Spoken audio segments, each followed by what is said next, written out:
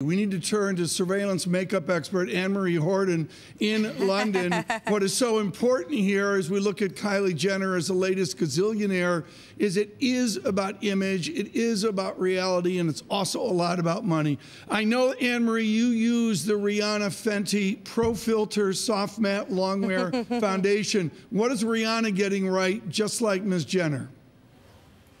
Good morning, Tom. Well, I think what both of them are getting right is they're using their personal level of celebrity and platforms to sell their products, and they're teaming up with outlets that match them. So Fenty, of course, is working with LVMH. Bernard Arnault told me in January when I interviewed him that 2018 they had 500 million euros in revenue. That's quite a lot for a new brand.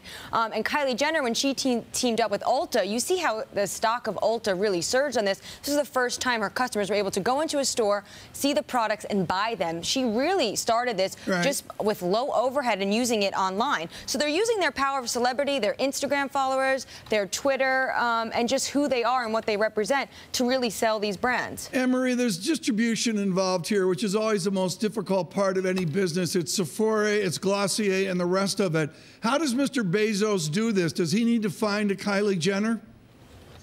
That's a very good question. And recently, Bloomberg Intelligence was talking about the fact that Elf Cosmetics, after their recent revenue report, that they're lacking these celebrity endorsements, and that is creating a market share loss. So I think it's very clear that you need this kind of celebrity endorsement for maybe one or two of some of your brands to, you know, just get a bit more of a buzz out there. And that's what Kylie Jenner has done. That's what Glossier has done. You have to create, Tom, as you know very well, I know you know these brands, a cult following. That's what beauty right now is so much about. It's not really about these legacy brands. It's about these new kind of cult followings and having that image, not just in your products, but on social media. 128 million followers on Instagram definitely helped. Yeah. Who's she trying to sell to?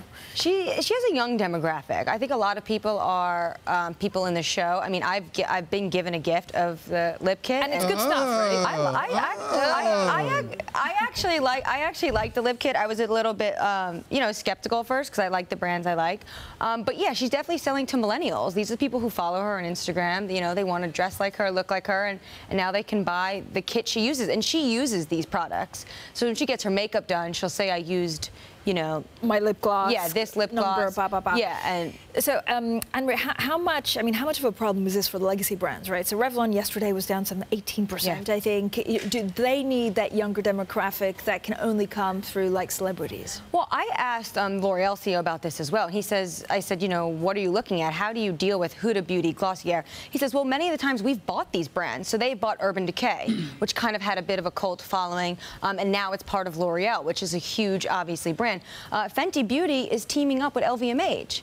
So LVMH, of course, has some of these legacy, old-school brands we talk about, but they also are looking into younger demographics, teaming up with Rihanna, which is huge. And then, of course, they own Sephora. So you walk into Sephora, the first thing you see is Fenty Beauty, which also is a cult following. I mean, I have friends who just, once Fenty Beauty came out, that was it. That's all they were using.